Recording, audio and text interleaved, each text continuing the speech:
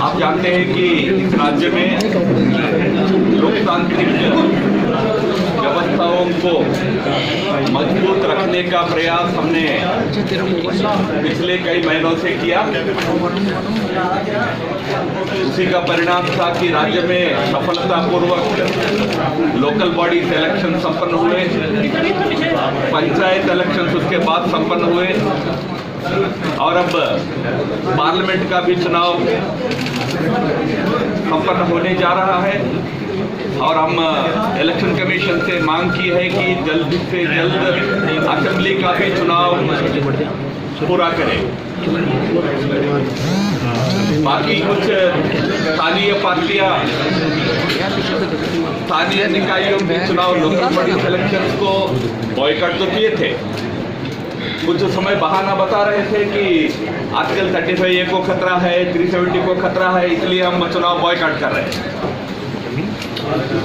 But जब parliament चुनाव आया तो जो उस समय बॉयकॉट का भाषण दे रहे थे वही नेता चुनाव लड़ने उतर गए। बात तो साफ है, उनको सच्चे लोकतंत्र के प्रति कोई प्रतिबद्धता नहीं है। उनकी प्रतिबद्धता केवल अपना सीट, अपना राजनीतिक भविष्य को लेकर है। वो निचले स्तर पर, गांव के स्तर पर, शहर के स्तर पर नेतृत्व को उभरने देना नहीं चाहते है। पार्लियामेंट में तो सबसे पहले कूद पड़ेंगे। तो ये उन पार्टियों का चरित्र है। मित्रों, हमने तो इस राज्य में लोकतंत्र फले बड़े इसके पक्षधर है, इसलिए हम इस चुनाव के मैदान में सबके साथ हम भी शामिल हो रहे हैं। हमारे 6 सीटों पर पूरे उम्मीदवार होंगे। 5 सीटों घोषणा हमने कर दी है। एक छठी उम्मीदवार ले के लिए, लद्दाख सीट के लिए बहुत जल्दी उनकी भी घोषणा हो जाएगी। मित्रों, प्रधानमंत्री का प्रवास कल से पूरे देश भर में चुनाव के प्रचार के निमित्त प्रारंभ हो रहा है और मुझे ये कहते हुए प्रसन्नता है कि प्रधानमंत्री जी जम्मू कश्मीर राज्य को कितनी प्राथमिकता देते हैं। इसका एक ही सबूत है कि चुनाव प्रचार का पहले दिन ही वे जम्मू कश्मीर में प्रचार में आ रहे हैं। तो एक हमारे लिए यहाँ का चुनाव बहुत महत्वपूर्ण है।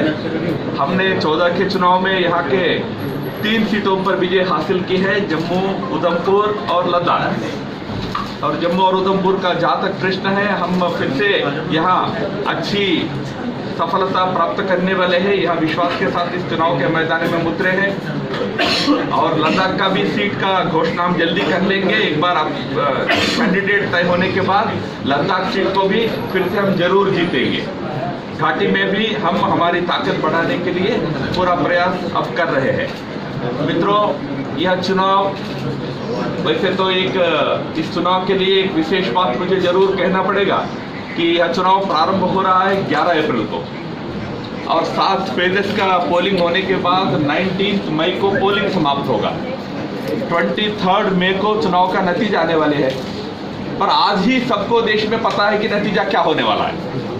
सब जानते हैं कि मोदी जी की सरकार फिर से बनने वाली है।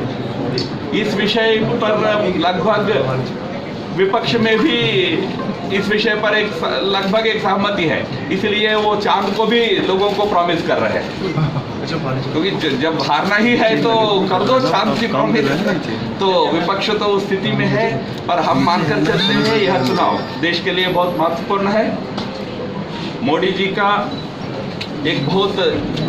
के रूप में एक बहुत सशक्त और अच्छा स्वच्छ नेतृत्व देश को मिला है। यह नेतृत्व देश को और आगे ले जाने वाला है। तो इसलिए देश फिर से मोदी जी का ही समर्थन करेगा, यह पूरा विश्वास हम सबको है। क्योंकि देश को मालूम है कि मोदी जी का विकल्प अस्थिरता होगी, मोदी जी का विकल्प भ्रष्टाचार होगा, मोदी जी का विकल्प परिवारवाद होगी, मोदी जी का विकल्प एक कमजोर शासन होगा, मोदी जी का विकल्प एक असमर्थ सरकार होगी, इनएफिशिएंसी होगी।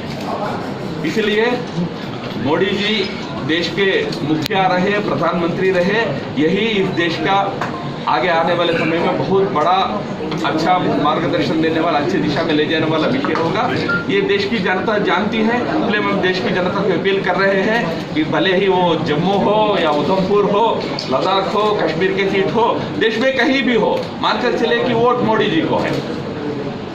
तो यह चुनाव एक प्रकार से मोदी जी का नेतृत्व और मोदी जी का 5 साल का जो रिपोर्ट कार्ड गए उसके आधार पर हम लड़ रहे हैं। हम जनता के सामने जा रहे हैं कि हमारे पास ऐसे विशिष्ट नेतृत्व है, हमने 5 साल में इतना अच्छा काम देश के लिए किया है।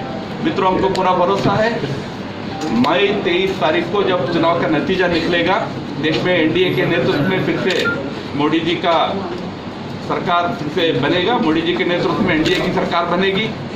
और साथ ही साथ जम्मू कश्मीर में भी पिछले बार जो 3 सीट जीते हैं वो तो हम जीतेंगे ही, अच्छी मार्जिन से जीतेंगे ही। और बाकी कश्मीर घाटी में भी हम अच्छा एक परफॉर्मेंस करने का कोशिश कर रहे हैं।